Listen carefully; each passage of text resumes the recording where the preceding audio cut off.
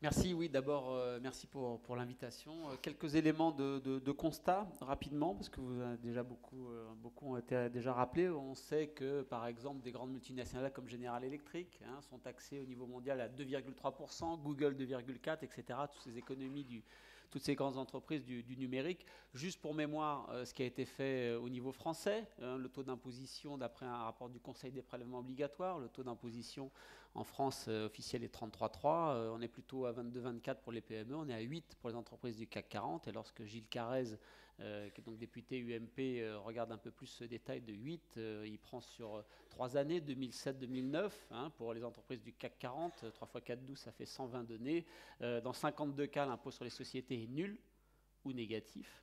4 groupes n'ont payé aucun impôt et quand on enlève les groupes à capitaux publics, on s'aperçoit que ces groupes à capitaux publics ont déjà payé 40% de ce que paye le CAC 40. Donc vous voyez, 8% dont 40% payés par le public, il ne reste pas grand-chose pour les autres. Euh, pour aller un peu plus loin, et là c'est des données, Grégoire a rappelé le livre qu'on a publié avec Ronin Palan dès 2006, et donc on utilisait notamment ces chiffres de stock d'investissement direct à l'étranger. Quand les firmes vont investir à l'étranger, elles constituent des stocks d'investissement. Dès 2006, on utilisait ces données. J'étais content de voir que dans la première proposition de Pascal Saint-Amand de BEPS, le BEPS démarrait en disant, vous voyez, il y a des chiffres un peu bizarres quand on prend les stocks d'investissement direct étrangers. On était très contents parce que ça faisait dès 2006 qu'on utilisait ces chiffres pour dire qu'il y avait des choses un petit peu bizarres. Là, je vous prends les stocks d'investissement direct étrangers américains. Vous voyez que les premiers pays d'accueil, c'est les Pays-Bas, le Royaume-Uni, le Luxembourg, les Bermudes, etc. Une géographie un peu bizarre de la mondialisation. Est-ce qu'on peut regarder un peu le cas français? Et là, on a des données particulière de la Banque de France. Vous savez notamment que dans ce que les documents comptables internationaux enregistrent comme flux financiers, il y a, et ce qu'ils considèrent comme investissement direct à l'étranger, il y a des prêts intragroupes, des prêts que se font des filiales à l'intérieur des mêmes groupes. Donc l'idée, ce serait, est-ce que la Banque de France s'est posé cette question? Est-ce qu'on pourrait avoir une idée des investissements des entreprises françaises à l'étranger et des investissements des entreprises étrangères en France, mais dont on enlèverait ces flux qui sont liés à l'utilisation des paradis fiscaux. Et la Banque de France fait ce travail jusqu'en jusqu'en 2011. Et là, donc, vous voyez sur la période 2000-2011, vous avez en bas une courbe bleue et une courbe rouge. La courbe bleue sont les investissements étrangers, donc quand toutes les grandes multinationales viennent en France. Et puis la Banque de France dit, mais si on élimine toutes ces transactions qui sont généralement liées au Luxembourg et qui font que la filiale financière est au Luxembourg, fait des prêts à la filiale française et la filiale française doit bien sûr rembourser le prêt, payer des intérêts, donc ça sort de France, ça va au Luxembourg, ça diminue d'autant la base taxable. Vous voyez que si on enlève ce genre de transactions, eh bien les investissements français, l'investissement étranger en France sont bien inférieurs. Je vais donner des précisions. Et pareil sur les investissements étrangers en France. Donc qu'on soit investissement des firmes, des firmes françaises lorsqu'elles vont investir à l'étranger ou des firmes étrangères lorsqu'elles viennent en France, quand on retire un peu les transactions liées aux paradis fiscaux, on est sur une mondialisation de l'économie française qui est largement inférieure à celle que l'on nous donne habituellement. Largement inférieure, ça veut dire quoi? Ça veut dire que pour la Banque de France, à la fin 2011, que leur dernière analyse s'arrête en 2011, le stock des investissements étrangers en France, en fait, est surestimé de 60% de son montant total. Ça veut dire que le stock des investissements français à l'étranger, il est surestimé de 30%. Ça veut dire concrètement, parce que la Banque de France fait deux choses. D'une part, elle dit éliminons les transactions qui sont dues aux paradis fiscaux. Et en plus, est-ce que lorsqu'on nous dit tiens, il y a un investissement qui vient du Luxembourg en France, en fait, ce n'est pas une entreprise luxembourgeoise qui investit, c'est une entreprise américaine ou allemande ou chinoise. Est-ce qu'on peut aller chercher l'investisseur initial, celui qui est passé par le Luxembourg, par exemple, pour venir investir en France? Et là, quand ils font ce petit calcul, ils s'aperçoivent que 14% du stock d'investissement étranger en France est le fait de filiales d'entreprises françaises. Donc ces chiffres sur la mondialisation de l'économie française en termes d'investissement des grandes multinationales, du fait de leur utilisation des paradis fiscaux, ne veulent strictement rien dire. Mes amis économistes qui passent leur temps à faire des travaux statistiques très complets d'économétrie à partir de ces chiffres, vous voyez ce que ça peut donner en termes de qualité. Pour revenir sur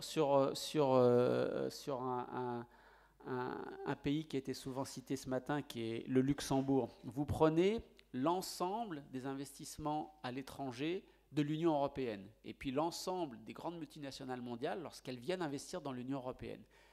Sur les investissements directs sortants, quand les firmes européennes vont à l'étranger, quel est le premier pays dont les puissances des multinationales va à l'étranger? Le Luxembourg, bien sûr, 110 milliards. Le Royaume-Uni, derrière, 89 milliards. L'Allemagne, 34 milliards. L'Allemagne, toute petite puissance industrielle, largement derrière le Luxembourg, bien sûr. D'ailleurs, on le mesure à l'inverse. Lorsque les grandes multinationales du monde entier viennent en Europe, elles investissent pour 86 milliards au Luxembourg. Le deuxième pays est la Suède avec 16 milliards. Le Royaume-Uni, 14. L'Allemagne n'est même pas dedans.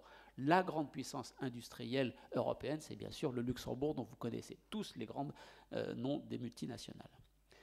Alors, je termine mon constat avec un petit focus sur les banques. Le Conseil des prélèvements obligatoires, fin janvier, a publié un rapport extrêmement important. Le rapport en lui-même est très intéressant, mais il y a surtout 3 rapports annexes. Et quand vous allez fouiller dans les documents du 3e rapport, vous tombez sur ce tableau un peu bizarre, qui va même plus loin que ce que le CCFD a sorti récemment, puisque non seulement il compte les filiales des grandes banques françaises dans les paradis fiscaux, mais les filiales de filiales, et les filiales de filiales de filiales jusqu'au rang 10. Et là, on tombe sur ce tableau qui nous dit...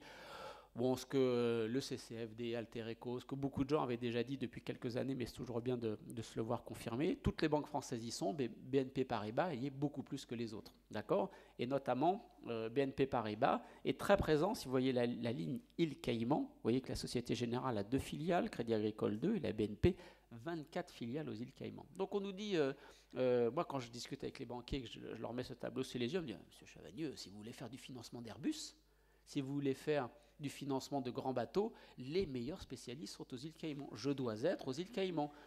Pourquoi pas? Je comprends donc que j'ai des grandes banques qui ont 2 filiales aux îles Caïmans, mais il y en a une qui a 24 filiales aux îles Caïmans. Est-ce que c'est vraiment pour faire du financement d'Airbus?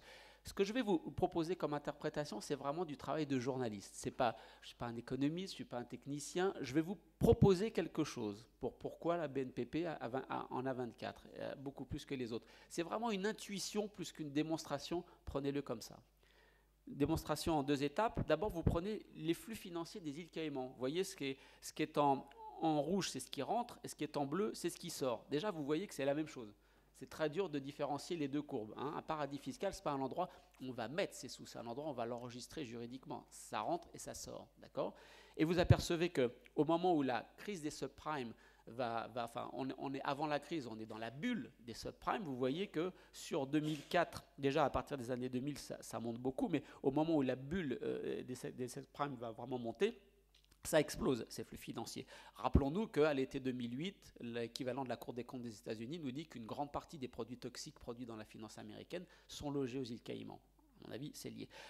Si c'est vraiment lié, on se dit, et s'il n'y a vraiment que ça comme explication, on se dit au moment où Lehman Brothers va faire faillite, tout ça doit complètement se dégonfler. Bon, vous voyez, il y a un petit machin, il y a un petit... ça, évidemment, mais ça reprend très vite.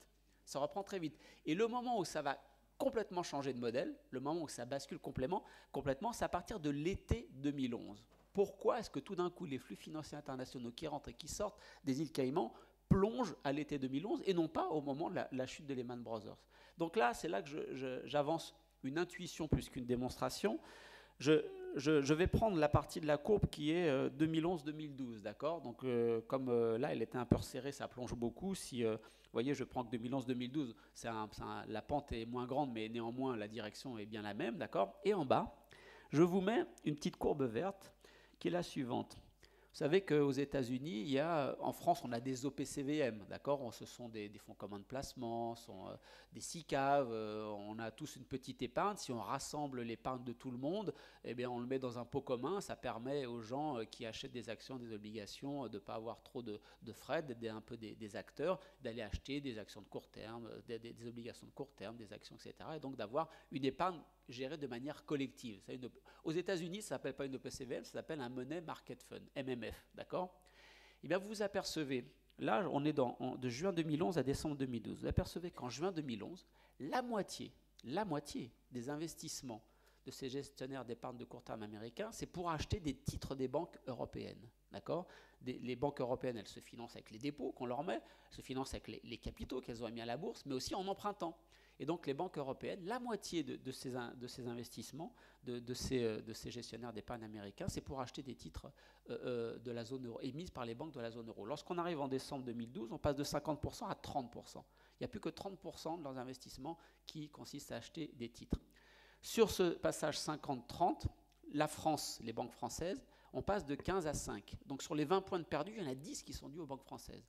Or, juste à l'été 2011, qu'est-ce qui se passe? Il y a un grand problème de confiance dans les banques françaises. On est en pleine crise de la zone euro. On se dit les banques françaises et les banques européennes de manière générale, elles ont trop de titres de dette de leurs États. Or, comme on a des doutes sur le fait que les États vont pouvoir rembourser, on a des doutes sur le fait que les banques vont récupérer leurs sous. Donc on a des doutes sur les banques. Et quand on a des doutes sur les banques, on ne prête plus aux banques et on commence à vendre massivement. Les banques françaises, le cours de bourse diminue complètement, s'effondre. D'accord? Et là, l'interprétation que je vous propose, c'est qu'on sait très bien que au moment de cette crise de l'été 2011, eh bien, les banques françaises ont très largement, pour redonner confiance, réduit leurs activités en dollars. Et les activités en dollars qu'elles réalisaient à partir d'où? Activités d'emprunt et de prêts en dollars qu'elles réalisaient à partir d'où? Me semble-t-il, à partir de ce territoire dont on voit que les finances ont été largement touchées. Voilà, je m'arrête là pour la partie constat.